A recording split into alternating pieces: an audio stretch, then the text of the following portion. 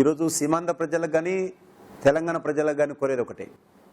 ఈరోజు కాంగ్రెస్ పార్టీ మునిగిపోతున్నటువంటి పడవ లాంటిది.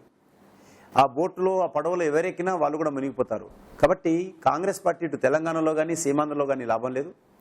ఇకపోతే దేశంలో ట్రాక్ రికార్డు చూడాలి. ఇప్పుడు అభివృద్ధి జరుగుతున్నటువంటి అభివృద్ధి కోసం పనిచేస్తున్నటువంటి ప్రభుత్వాల పనితీరు చూడాలి. బీజేపీ నాయకత్వం పనితీరు చూడండి.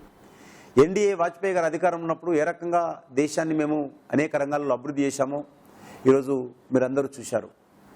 ఇకపోతే మరొకటి, ఇక్కడ గుజరాత్ రాష్ట్రంలో కానీ ఛత్తీస్గఢ్లో కానీ మధ్యప్రదేశ్లో కానీ అనేక రాష్ట్రాల్లో బీజేపీ ప్రభుత్వం ఉన్నటువంటి రాష్ట్రాల్లో ఏ రకమైనటువంటి పరిపాలన ఉన్నది, కాంగ్రెస్ అధికారం ఉన్నటువంటి రాష్ట్రాల్లో ఏ రకమైనటువంటి పరిపాలన చూశాము. కాబట్టి భారతీయ జనతా పార్టీ ఈరోజు కష్టకాలంలో ఉన్నటువంటి ఇటు సీమాంధ్ర తెలంగాణ ఈ రెండు రాష్ట్రాల్లో భారతీయ జనతా పార్టీ నాయకత్వం ద్వారానే ఈ అభివృద్ధి జరుగుతుంది. కాబట్టి ఆ నాయకత్వాన్ని ప్రజలు మరి ఎంపిక చేసుకోవాల్సినటువంటి బాధ్యత వాళ్ళకు ఉన్నది. అది కాకుండా ఖచ్చితంగా ఎవరు వద్దన్నా కాదన్నా కేంద్రంలో నరేంద్ర మోడీ గారు ఈ ఎన్నికల్లో ప్రధానమంత్రి అవుతారు. ఈ రెండు పసిబిడ్డలు, సీమాంధ్ర కానీ తెలంగాణ కానీ ఈ రెండు పసిబిడ్డలకు కావాల్సింది తల్లిదండ్రుల ఆలన పోలన కావాలి. ఆలన పాలన అనేటువంటిది కావాలంటే కేంద్ర ప్రభుత్వం యొక్క సహాయ సహకారాలు ఈ రెండు రాష్ట్రాలకు కావాలి, ఈ రెండు పసిబిడ్డలకు కావాలి.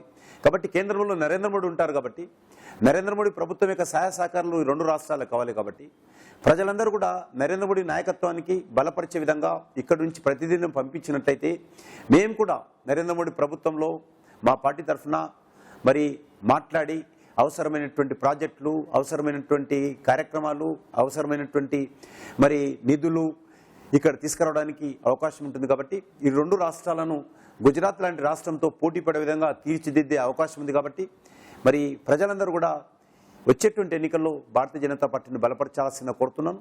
ఆ రకంగా భారతీయ జనతా పార్టీ బలపడితే రెండు రాష్ట్రాలకు సమాంతరమైనటువంటి అభివృద్ధి, వేగవంతమైనటువంటి అభివృద్ధి, రెండు రాష్ట్రాల్లో వెనుకబడిన ప్రాంతాల అభివృద్ధి కోసం భారతీయ జనతా పార్టీ చిత్తశుద్ధితో అంకిత భావంతో ప్రయత్నం చేస్తుందని మనం చేస్తా ఉన్నాం. అవసరమైతే ఆ పరిస్థితి వచ్చినప్పుడు మేము ముందుకెళ్తాము, లేకపోతే ప్రతిపక్షంలో కూర్చుంటాం తప్ప కాంగ్రెస్ పార్టీతో కలిసి ప్రసక్తే ఉత్పన్నం కాదు.